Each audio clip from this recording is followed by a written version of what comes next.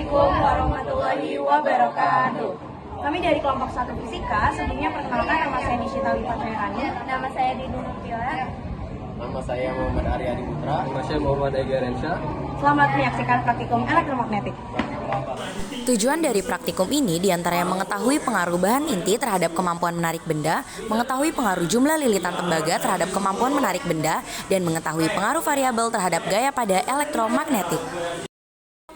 Arah gaya Lorentz dapat ditentukan dengan aturan tangan kanan. Jari-jari tangan kanan diatur sedemikian rupa sehingga ibu jari tegak lurus terhadap jari tengah. Bila arah medan magnet B diwakili oleh telunjuk dan arah arus listrik I diwakili oleh ibu jari, maka gaya Lorentz F ditunjukkan oleh jari tengah. Gaya tarik magnet mampu menarik benda-benda tertentu, tetapi tidak semua benda dapat ditarik oleh magnet. Benda yang dapat ditarik oleh magnet adalah benda yang terbuat dari bahan logam, yaitu besi, nikel, dan kobalt. Bila suatu benda mengandung salah satu dari bahan logam tersebut, maka benda magnetis adalah benda yang dapat ditarik oleh magnet. Makin dekat jarak benda ke magnet, maka makin kuat gaya tarik magnet tersebut. Gaya tarik-menarik ini menyebabkan magnet dari peralatan elektronika yang rumit seperti jam, telepon genggam, radio, televisi, komputer, dan lain-lain. Kekuatan gaya tarik magnet tidaklah merata di seluruh sisi atau bagiannya.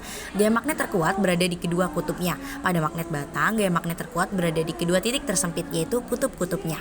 Jika beberapa benda magnetis didekatkan magnet, maka benda-benda tersebut cenderung untuk segera ditarik ke kutub-kutub tersebut. Daerah tertentu di sekitar magnet yang dipengaruhi oleh gaya tarik magnet disebut medan magnet. Medan inilah yang menyebabkan terbentuknya pola tertentu. Pola tersebut disebut garis-garis gaya magnet. Garis-garis tersebut saling bertemu di ujung kedua kutub magnet. Karena itulah kutub magnet memiliki gaya tarik yang paling kuat. Elektromagnet menghasilkan medan magnet yang sama dengan medan magnet sebuah magnet batang yang panjang. Elektromagnet juga mempunyai dua kutub, yaitu ujung yang satu merupakan kutub utara dan ujung kumparan yang lain kutub selatan. Dibandingkan magnet biasa, elektromagnet banyak mempunyai keunggulan. Karena itulah elektromagnet banyak digunakan dalam kehidupan sehari-hari. Induksi elektromagnetik adalah peristiwa timbulnya arus listrik akibat adanya perubahan fluks magnetik. Fluks magnetik adalah banyaknya garis gaya magnet yang menembus suatu bidang. Seorang ilmuwan dari Jerman yang bernama Michael Faraday memiliki gagasan bahwa medan magnet dapat menghasilkan arus listrik. Pada tahun 1821, Michael Faraday membuktikan bahwa perubahan medan magnet dapat menimbulkan arus listrik. Gaya Lorentz merupakan gabungan antara gaya elektrik dan gaya magnetik pada suatu medan elektromagnetik. Gaya Lorentz ditimbulkan karena adanya muatan listrik yang bergerak atau karena adanya arus listrik dalam suatu medan magnet. Arah dari gaya Lorentz selalu tegak lurus dengan arah kuat arus listrik dan induksi magnetik yang ada.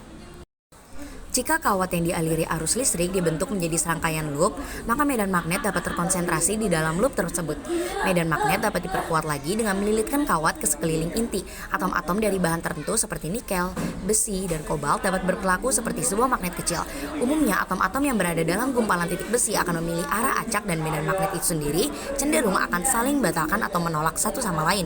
Namun, medan magnet yang dihasilkan dari kawat yang melilit inti dapat memaksa beberapa atom dalam inti untuk menunjuk ke satu arah. Semua medan magnet kecil akan bergabung bersama dan menciptakan medan magnet yang lebih kuat.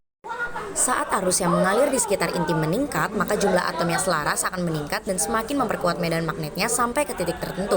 Cepat atau lambat, semua atom yang dapat disejajarkan akan saling sejajar. Pada titik ini, magnet dapat dikatakan jenuh, di mana ketika arus listrik yang mengalir di sekitar inti ditingkatkan, tidak akan lagi mempengaruhi magnetisasi inti itu sendiri. Faktor yang mempengaruhi besar GGL induksi yaitu 1. Kecepatan perubahan medan magnet. Semakin cepat perubahan medan magnet, maka GGL induksi yang timbul semakin besar. 2. Banyaknya lilitan. Semakin banyak lilitannya, maka GGL induksi yang timbul juga semakin besar. 3. Kekuatan magnet. Semakin kuat gejala kemagnetannya, maka GGL induksi yang timbul juga semakin besar. Berikut alat dan bahan yang dibutuhkan.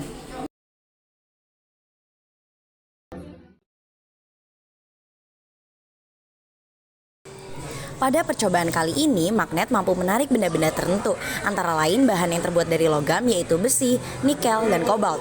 Hal ini sesuai dengan teori bahwa gaya tarik magnet mampu menarik benda-benda tertentu, tapi tidak semua benda dapat ditarik oleh magnet. Benda yang dapat ditarik oleh magnet adalah benda yang terbuat dari bahan logam, yaitu besi, nikel, dan kobalt. Bila suatu benda mengandung salah satu dari bahan logam tersebut, maka benda magnetis adalah benda yang dapat ditarik oleh magnet. Kekuatan gaya tarik magnet tidaklah merata di seluruh sisi atau bagiannya. Gaya magnet terkuat berada di kedua kutubnya. Pada magnet batang, gaya magnet terkuat berada di kedua titik tersempit, yaitu kutub-kutubnya. Jika beberapa benda magnetis didekatkan magnet, maka benda-benda tersebut cenderung untuk segera ditarik ke kutub-kutub tersebut.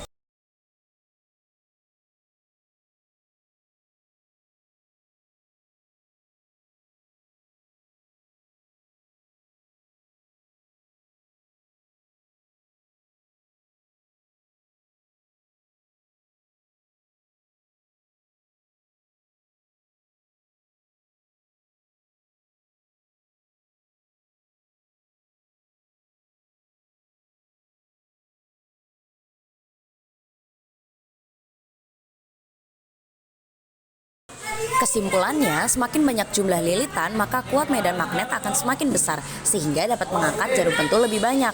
Kedua, pengaruh variabel terhadap gaya elektromagnetik adalah kecepatan perubahan medan magnet, banyaknya lilitan, dan kekuatan magnet. Terima kasih. Wassalamualaikum warahmatullahi wabarakatuh.